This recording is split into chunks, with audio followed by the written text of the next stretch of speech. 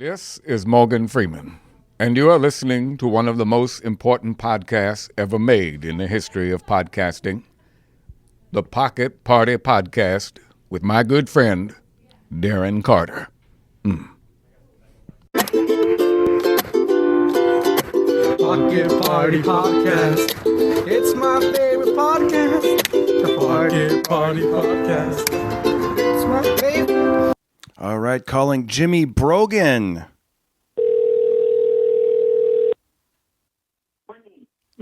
Hello. Hello, Jimmy Brogan. It's Darren Carter.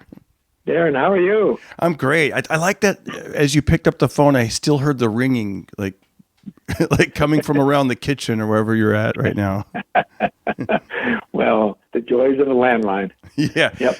You know what's great about having a landline? Like, it's so clear. Like, you're clearer than any guest I've ever had on. Oh, that's really interesting. Okay. Well, it's a very expensive way to live my life. Exactly. You to do a podcast or whatever. Like, that's why I have the landline. Yes. Paying $58 a month for 40 years so I can do the podcast. Exactly. Yep. It's all paying off now, man. This is how you blow up. Wouldn't that be hilarious? Like, everyone's trying TikTok and the latest viral video. No, the secret is you just got to have a landline. It's your voice is crystal clear and you'll be like the most popular guest. But hey, it's so good to hear your voice. I haven't seen you in over a year now because of the pandemic, and it just feels great to hear your voice. And when I called you earlier today, you said Darren Carter, the party starter, and it took me right back to the halls of the Comedy and Magic Club. I felt like we were backstage or something, man. It just was so nice to hear that. Oh, well, how many shows have we done together at those clubs, at Flappers and Comedy and Magic? Wow. I know. Wow. I know. Yeah, and nothing in a year. I know. I know. It's wild. I was in Texas last year at this time, like actually a little bit before this. I was the week of the shutdown, and yours was one of the first posts that I saw from a comedian, that was, you said, hey, I believe you and Jay Leno were supposed to do the Comedy Magic Club, and I think you decided to not do it, or they decided to not have the show. We did, yeah. Before everything was shut down, Mike Lacey, who's the owner of Comedy Magic, called me and said, should we do a show this weekend? And I said, no, let's not put everyone at risk. It's crazy. Let's cancel it. And Mike did, and he was, and then that weekend, that was like a Friday, and then I think by Sunday, they shut down everything.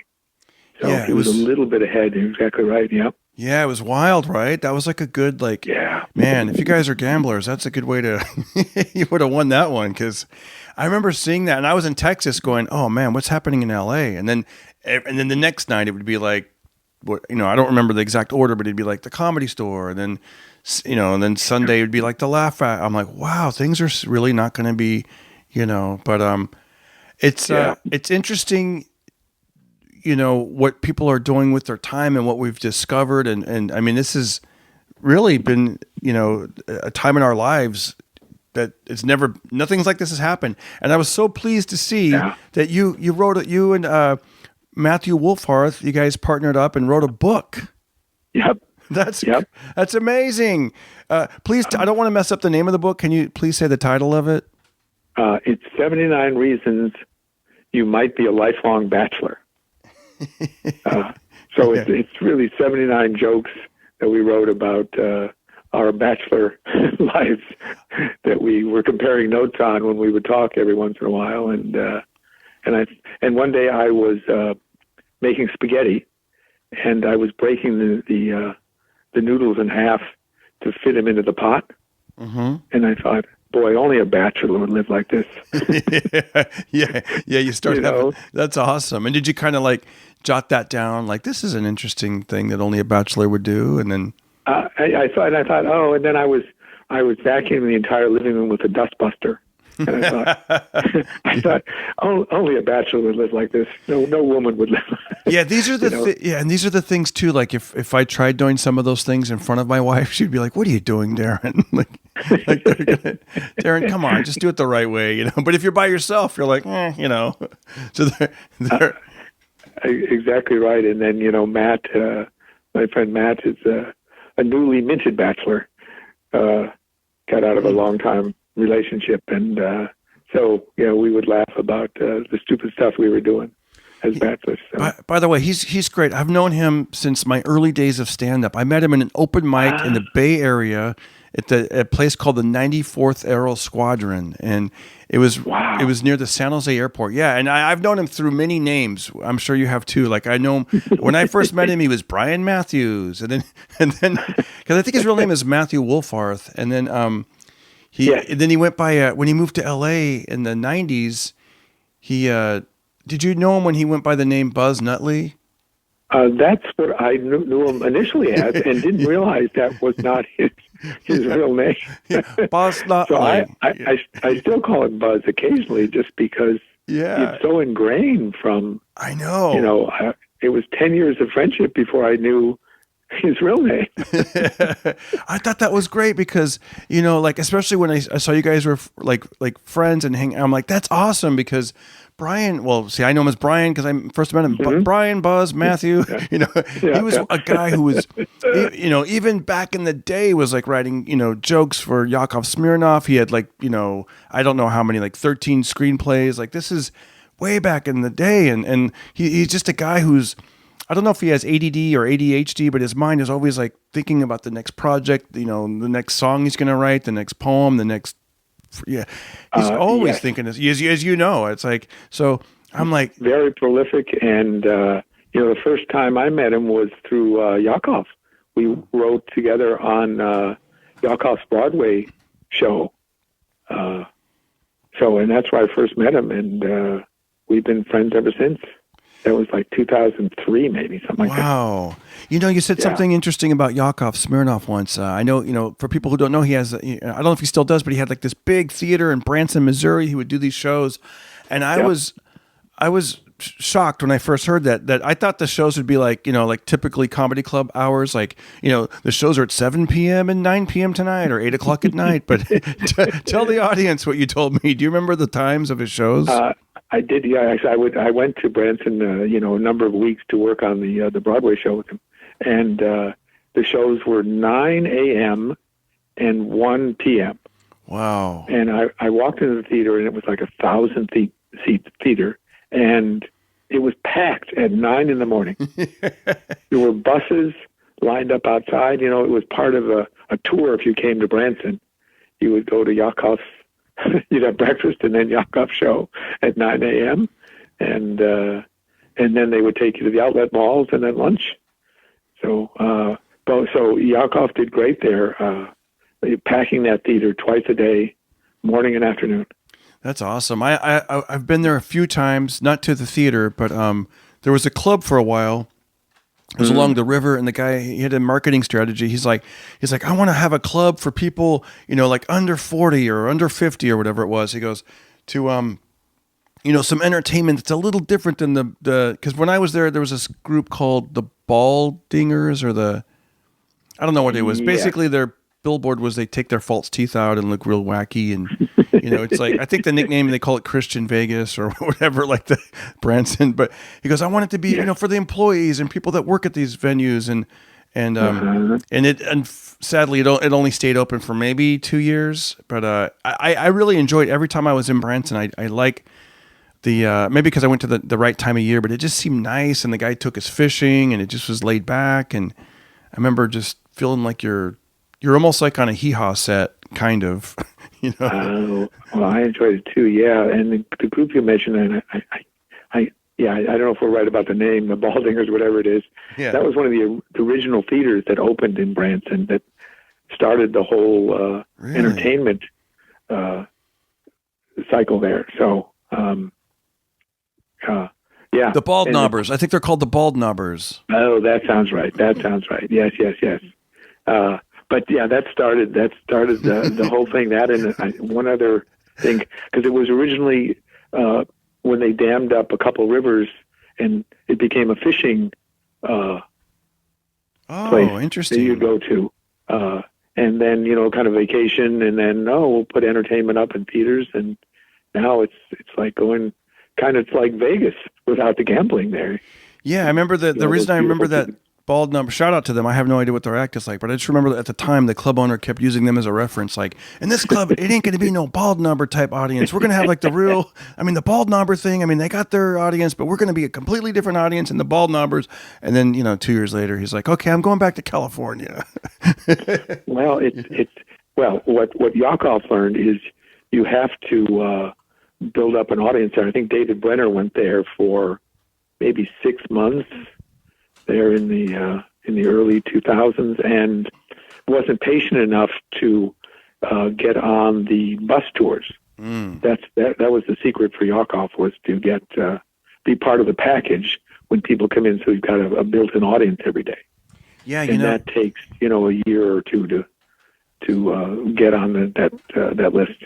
Is it a waiting list, or do the people that run the bus just kind of have to trust that you're going to be around, that you're the type of show that they would feel comfortable? Is there some of that going on with that, or do you? I guess when maybe they have contracts with the theaters. I don't know exactly how it works, but so it may be that their season is the season ticket that they sell.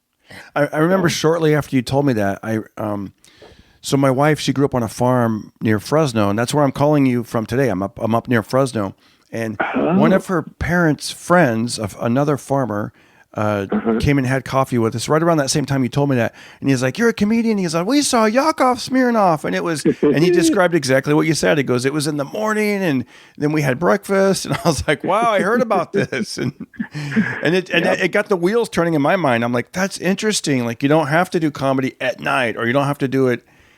For a certain age group, like whatever age, as you begin to get older, your material is going to be relatable to people around that same age group or whatever, because I think at that time I was just at the tail end of doing colleges, and I was starting to realize, like, wow, a lot of my stuff isn't really relating to the college market like it did when I was in my 20s, It's funny how it changes. In the early 80s, I went to Vegas and opened for the Unknown Comic.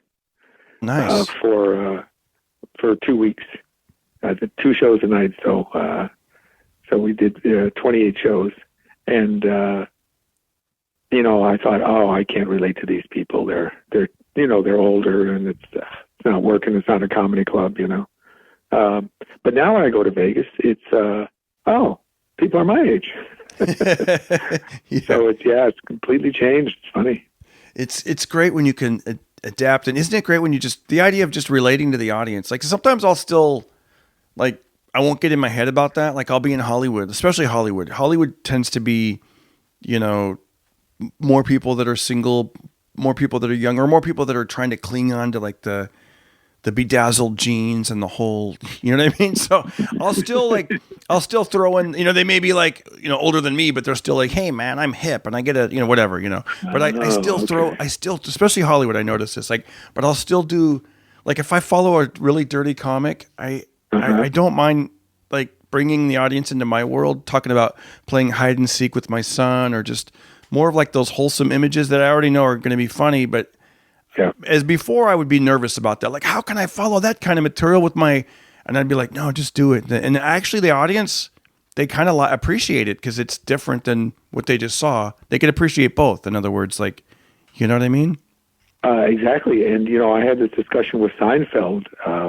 This again back in the '80s when I was at the Comedy Store and following some really dirty acts and just frustrated. And Jerry said, "No, listen to the applause at the end of your show, and you'll get a much warmer, more appreciative applause than the acts before you."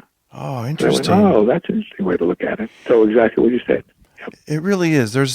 I notice with different sets that I've done, like, if I'm just doing, like, I don't know, like a little bit before, when I would do a little bit like maybe like a crowd pleasing bit that's kind of dirty, and I might get the initial, like, but it wasn't, but then they would just walk away after the show and, like, not really want to know me or anything, because it's like, who cares? Like, it's just, you made us laugh or whatever. But then when I did a little bit more, I guess, personal material, it first happened years ago when I announced that my wife was pregnant, and then I had some of the concerns and worries on my mind on stage. I talked about, like, and then that's when I noticed people would come up to me and be like, there was like a connection, as opposed to when I was just, doing my little parodies or my impressions or whatever, That's exactly right. My first manager was Jack Rollins, who was legendary in show business. He handled Woody Allen and Dick Cavett and all the great comedians, Nichols and May in the 50s and Robert Klein, and then eventually Robin Williams and Letterman, and just all the best comedians. Amazing. Was an amazing manager, and he would say, it's not what you do on stage, it's what you leave after you're gone. And that's exactly what you're leaving something for the audience. That connection there. Whereas just jokes don't do that same thing. Yeah, and it's jokes are great. And I love having a great joke when I can pull out a great funny thing, like boom.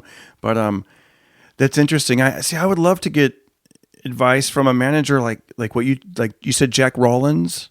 Jack Rollins, yeah. It was a company called Rollins and Joffe, and See, his first client was Harry Belafonte. Wow. Back in the early 50s.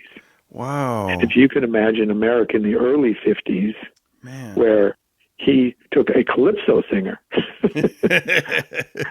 and made him a star.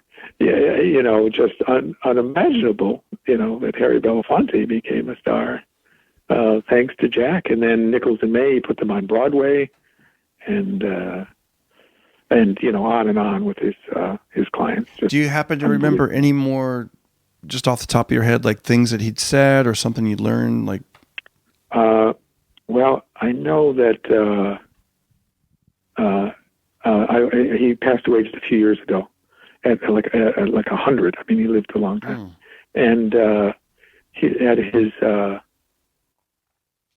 memorial service. A couple of people told great stories. Well, one was Howard Storm, who was a director, directed Mork and Mindy and stuff, and had been a stand-up comic as well, and client of Jack's. And he said he was in the office one day, and Jack had just closed a deal for $1 million with Woody Allen. Wow. Which in the 60s was a lot of money. I mean, it's a lot of money now, obviously, but it was a big deal. And Jack was depressed, and Howard said, "Well, why? You just closed this great deal for Woody." And he said, "No one deserves that kind of money." He just was a down-to-earth guy, and I don't mean to bring up Woody Allen because of the controversy about him, but he was a client, and the daughters told a funny story too at the memorial, and said one Christmas they gave their father a sweater for Christmas, and he didn't seem to really be thrilled by it. And they said, "Oh, what, don't you like it?" And he said, "No, I've already got a sweater." It's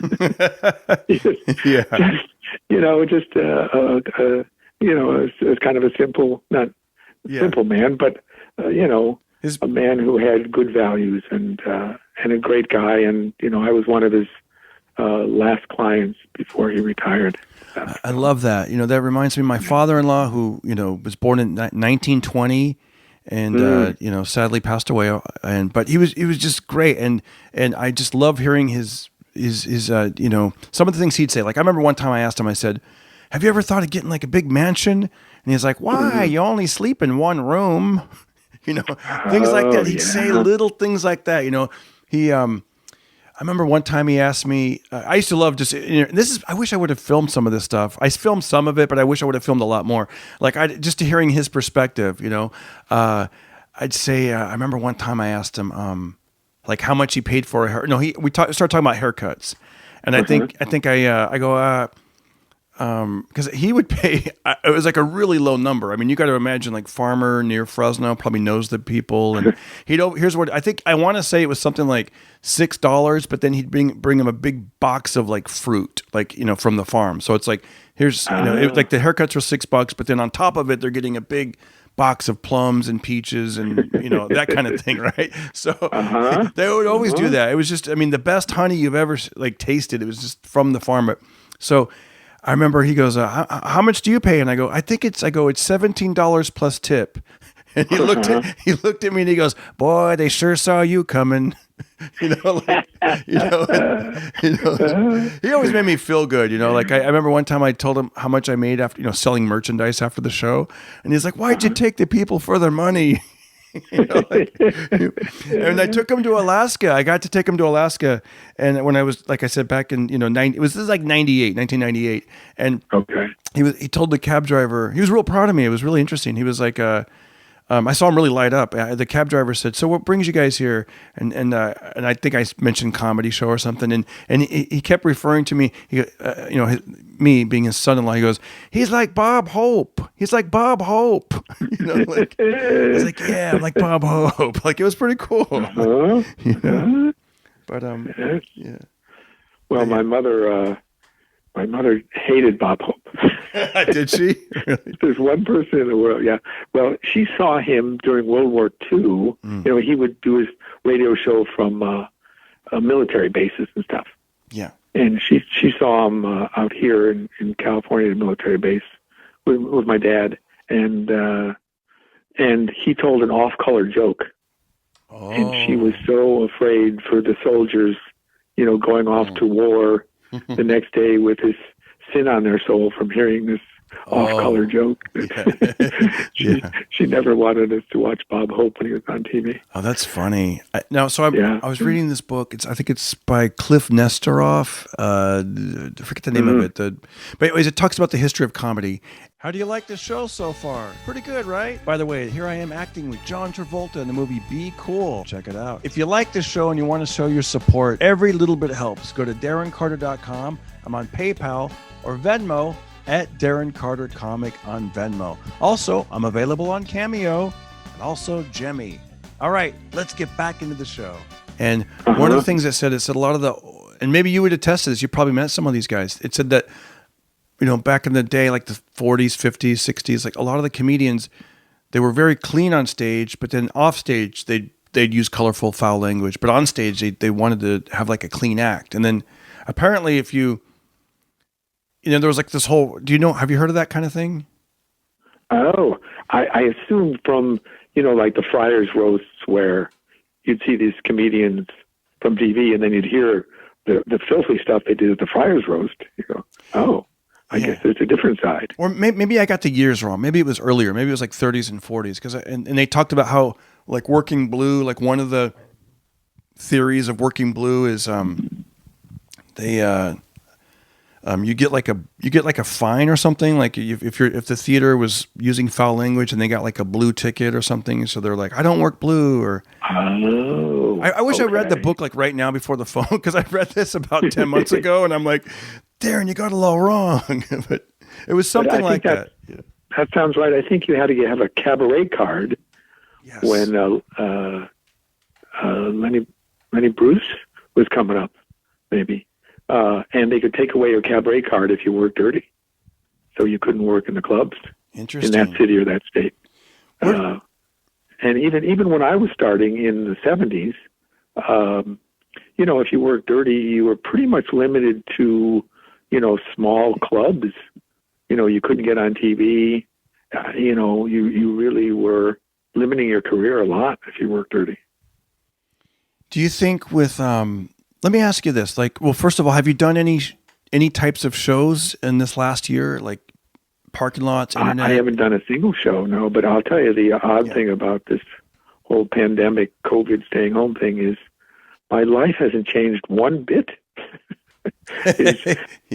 Sitting home on the couch watching TV. I've been preparing for this my entire life. You're like, oh. Yeah, that's awesome. They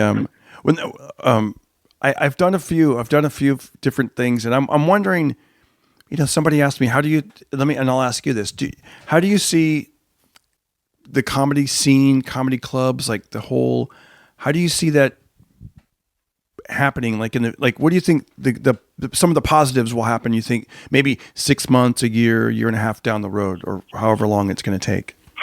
Well, yeah, I guess there's a couple of possibilities. Either people won't want to congregate ever again, or they'll be so desperate for for that they'll go out. I mean, I remember after 9/11, sadly, that weekend, the club is opened up again, and I was at the Laugh Factory.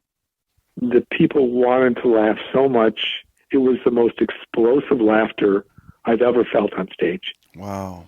After that, sad, event that just rocked the whole country. People so wanted to laugh after that. I do remember those times. I remember that feeling of like, yes, like it just, even the simple things felt good to hear about. Like, the little minutia of like, whatever, a push-pull sign on the door, and people are like, yeah, the simple things, let's laugh at that. Or just, you know what I mean? That common, bond of humanity, I guess. I'm being optimistic and positive.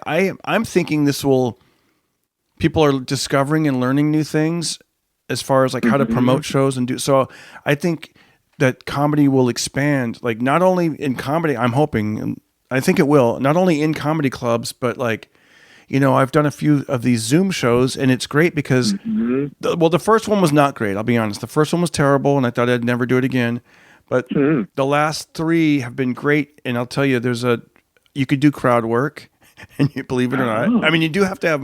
It's better when you do material, but the crowd work things do work when you talk about people's background that you see, or like there might be an empty screen, and I'll make fun of that, and so that's a positive. Like you could, and I do it gently. I'm not like mean. I'm not, I do it in a funny way, positive way. Like in some of the screens, there'll be a couple, and you could talk up to them, or things like that. Like and also an advantage. I've done this almost like a Zoom prop comic. I'll do like 5 minutes, of maybe doing like a show and tell, like holding something up to the camera. They all see it, and I could talk about it. And I'll hold up like a classic. Like you could hold up your book. Hey, I got this new book. Da da da. You could all that kind of stuff. Oh wait, by the way, I brought up the book. Please say the name again. 79 Reasons You Might Be a Lifelong Bachelor. That's right. 79 Reasons You Might Be a Lifelong Bachelor. Now, Darren, tell me the difference between that first show, which you almost gave up on comedy, and then the next 3. What changed?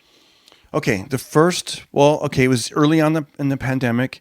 The first one was, so I'd gone from like live shows, and I even did that Laugh Factory thing where you'd go down to the Laugh Factory and they'd broadcast it. But at least there was like, the MC was to the side, almost like a Ed McMahon type. Like as I'm doing my comedy, he'd be like, Darren, tell us about the car alarm. Oh yeah. So I had somebody to work off. There was at least 5 people in the building, like somewhere, like they were in the back of the room, whatever. So I had people it was hard, but it was, at least I'm on a stage. The very first one that was so difficult, I didn't want any witnesses. So I waited till I told my wife, I go, you guys go shopping. So my wife and my son left, and I'm just in my kitchen. I'm opening up my laptop. The time was 5:00, he said. So I click Zoom, boom. I see I only saw like 5 squares on the screen. And I want to say 3 of them were the other comedians getting ready to go on, which I don't really prefer performing in front of other comedians because they're all going to be going over their own material, whatever, And then there was a couple blank boxes where people had their cameras off.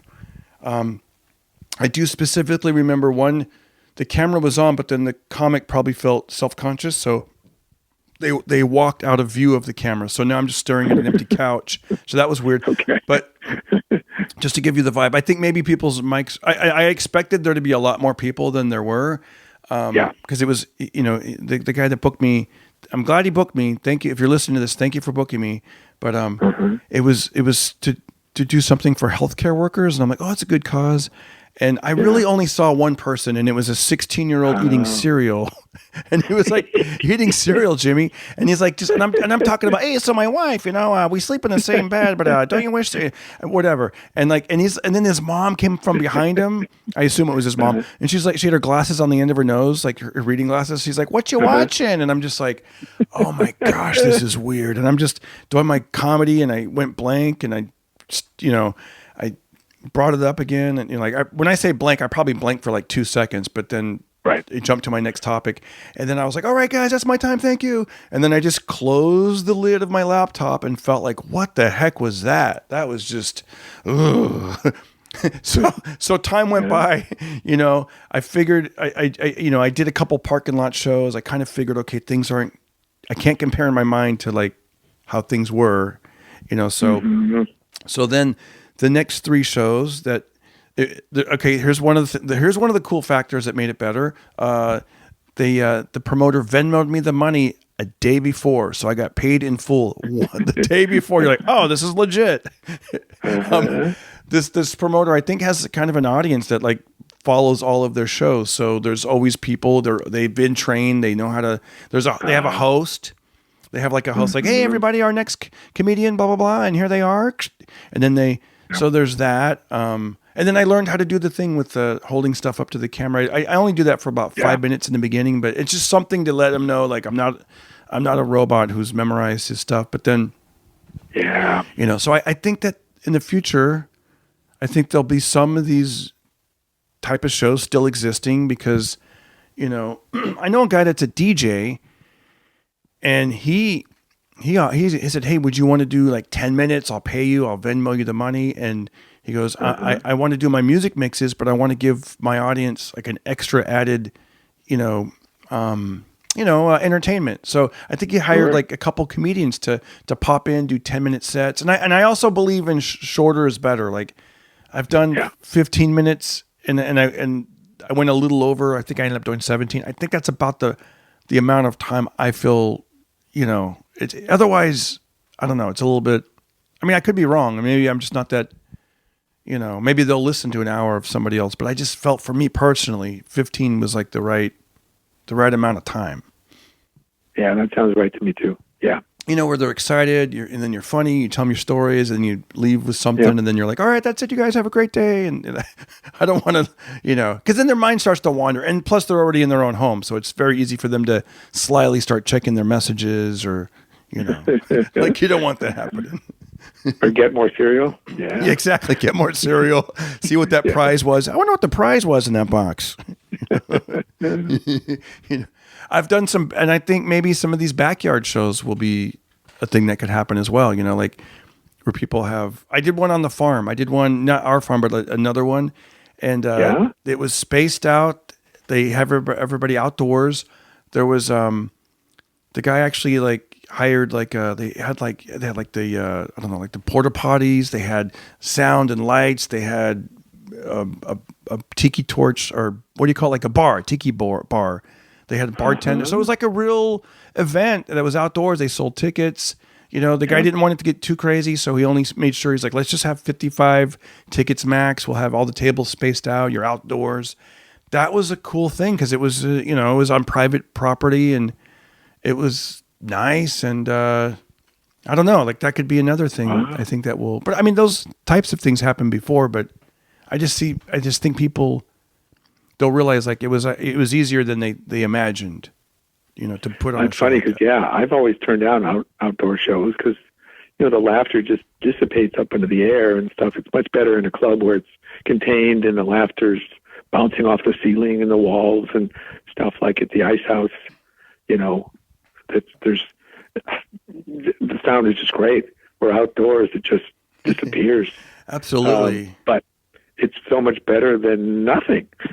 I think that's what it is, Jimmy. I think after doing that such a horrible Zoom show that I did, that first one with the kid eating cereal, I'm like, outdoors, let's do it. I'm a lot more open to, I did a show in Hollywood at the Roosevelt Hotel. They had us poolside, and that was all the things you would think would be wrong, but compared to a laptop computer, I mean, it was, what I mean? Like in front of you, the whole audience, there's nobody in front of you because it's a swimming pool. It's a giant pool in front of you, and the audience is to your left and to your right. But compared to like that laptop, it was like, yeah, get me in front of the pool again. Yeah, interesting perspective. Yep. But then again, I'm not super eager to. I'm like, let's, I'm not like trying to chase down every, like I've heard there was some shows in like, I think Pacoima, or kind of a neighborhood I really wouldn't want to drive to necessarily. And they were doing them like illegally on roofs and stuff. I'm like, you know what? I'm good. I'll just, I don't need the laughs that bad. And why put people at risk, Yeah. I don't know who's going to be there. I don't know. Yeah. The whole, it's like, let's just, I don't know how many people are on that roof, but back to the book before we move on. Okay. Do you how many books have you written? Or I know I've seen your name in other books, but I don't know like how many books? This is actually the first one. Oh wow, awesome! Yeah. I think I've seen your jokes quoted in other books, but this is the first book. That's amazing. How does it feel? Amazing? Does it feel like wow, we actually did this? Yeah, it's a good feeling that it's done, and we learned how to do it, and hired an illustrator, and all that sort of thing. It seems very daunting at the beginning, but I have friends that have written books and went, oh, okay, there's a way to do it. Yeah. So, but it's a little daunting to put it out there because people may look at it now and like it or not like it. And it's, it's like when you have a new joke in your act, you have no idea whether this is going to work or not. Yeah. You don't want to be like, well, the first 3 jokes were good, but then there's 89 pages of, yeah. And also I thought it was interesting. 79. Is there a reason you came up with 79 and not 99 or 101? Is there a reason you went with 79? We decided we would just keep in the jokes we really liked. We probably wrote, 140 jokes maybe. And, we would, the first edit came down to, 90 jokes, whatever. And then we kept it going, I don't like that joke. I don't love that joke. And so we just thought, let's just do whatever number it is. We'll put in the best jokes we have because it's nothing's harder than it's the same setup. And now there's 79 punchlines. The same setup, you might be a lifelong bachelor if, the only woman in your house is Mama Celeste. Yeah. Oh, I love the one about the 2 girls, the 2 women in your lives are. Your last 2 girlfriends were Alexa and Siri. Yeah. Yeah. It's it's funny. I've thought of that, since probably like for the last 20 years, I'll get a little idea where, I should do 101. I don't know why I just came up with 101, but you're right. There's no rules. I mean, if you got 79, go for it. If you got to, do what you can. We first thought, maybe we'll just do 50. And then we thought, well, we got more jokes and, do we save them for a sequel? And I said, no, let's just put them all in the best jokes we have and go from there. So it came out to be 79. Yeah. It was 80 right before we published it. Really? You guys dropped a joke? We dropped one joke. Yeah. Yeah. I think was it because it was controversial or is it no, just didn't seem as funny as some of the others. So wow, you guys got down to that detail. That's okay. So I'm like I said, I'm spending time in L.A. and then a lot of time pretty much isolated on the farm. But we're out in the boonies, so the Wi-Fi isn't the best. So usually I'll drive to like a local Starbucks, sit in the car, and upload something on the public Wi-Fi. And it's so slow, Jimmy. Like and now I'm used to it. Now I know, like, okay, it's not going to be like home. I can't just upload something in 15 minutes. It might take me an hour and 20. But now I know it. I go into it knowing that. And if it's shorter than that, I feel good. But I got to be honest. There's been times I've uploaded to my YouTube channel, and I'm sitting especially in the summer when it was really hot, and I couldn't. There was no parking spot, so I'd have to stand outside the Starbucks, and they didn't even have tables open. So I'd trying to find a little piece of shade. And after about 40 minutes of being in the 105-degree temperature, I'd start questioning myself, like, is this even funny? Is this even funny? Like, why am I in this hot sun uploading this unfunny clip? You know what I mean? And then, yeah. So did you have that happening? Were there those moments? Because I know how comedy works. It's really funny when you first think of it, even when you reread it, but like the 4th, 5th, 6th. I just said that to my writing partner, Matt, yesterday. I said, having gone through these jokes and, you've got to put them on the page in a certain way. And, you see the jokes a million times as you're doing it. And you go, oh, is this funny at all anymore? Yeah. That's exactly how you feel. But it's funny. The pandemic has changed how we live, and we've gotten used to it. The first time I went to the grocery store, I remember saying to Mike Lacey down at from Comedy and Magic, the owner of Comedy and Magic, I'm going to feel like an idiot wearing a mask, going into a store and wearing goggles and a hat. And of course, when I get there, everyone is dressed like that. And you go, oh, okay, now it's just normal. It's so funny. And one trip that became normal. I love what you're talking about with the book, and I'm excited to read your next book. Are you starting to tinker around with another idea? Like, if I did it once, I can do it again. Today's just the first. This is the day we published it, so we haven't gotten quite that far yet. But someone on Facebook already suggested that because we were going to put the book on Valentine's Day, but we missed that. We forgot about that date, and so we missed it. And someone said, "Well, maybe the next book could be about procrastination." Oh, I like that. But I don't think we have anything planned at this point. 99. Oh yeah. See, here you go. Something like 99 or whatever. 79 reasons you know you're a procrastinator. Then maybe in parentheses, like this book was supposed to come out 20 years ago. Right. And every page is blank. Yeah. That's awesome. And then you found an illustrator. Now, did you find? I found this. Whenever somebody will illustrate one of my jokes, it just makes it even funnier. Mm-hmm. Makes it better. So that's something that I would say that probably it adds to the book, right? It is, but it's funny that out of the 79 jokes, not every joke really lent itself to being illustrated.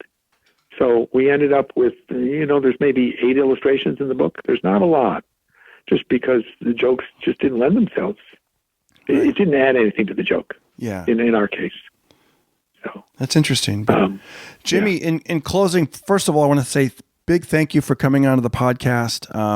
Thank you, Darren. You're welcome. If people are watching this, thank you. Leave a comment on YouTube and tell us what you thought. And if you want to listen to a previous episode with Jimmy Brogan on the Pocket Party podcast, he was on. It was somewhere in between episode 50 and 100. I'm not sure, but it was somewhere in there. I wish I knew, and it was great. That's when I got to really know that you were, about your sitcom, that you were, you were on Happy Days, like all that great stuff. Yep. And it was fascinating. You've had a great long career and you continue. And it's interesting seeing how, what a comedian can do as time goes by. Like they write books, they perform, they act on television. What did they? We haven't even. Next time we'll talk more about your years at the Tonight Show. I remember looking at some YouTube clips and I'm like, oh, these are hilarious. Like some of the stuff you would do, like Man on the Street and the. Oh, thank you. Those were fun. Yeah, next time we'll talk about that. Next time, Jimmy. Thank you. In closing, do you have any words of wisdom? Anything you'd like to share with our audience? Something to. I do. I think something I learned here today in this podcast is don't eat cereal on Zoom. I think that's the message for today. Exactly. It's distracting and crunchy. You're the best, Jimmy. Have a great day. Thank you so much. Thank you, Darren, very much. You got it. Bye-bye. Take care. We're done with this interview. How great was that? The great Jimmy Brogan. He's being very humble, but he, for a long time, he was like the Tonight Show. He's great friends with Jay Leno. He's got so many stories. And if you guys like what you hear, do me a favor and please share it. Tell somebody what you know about the podcast.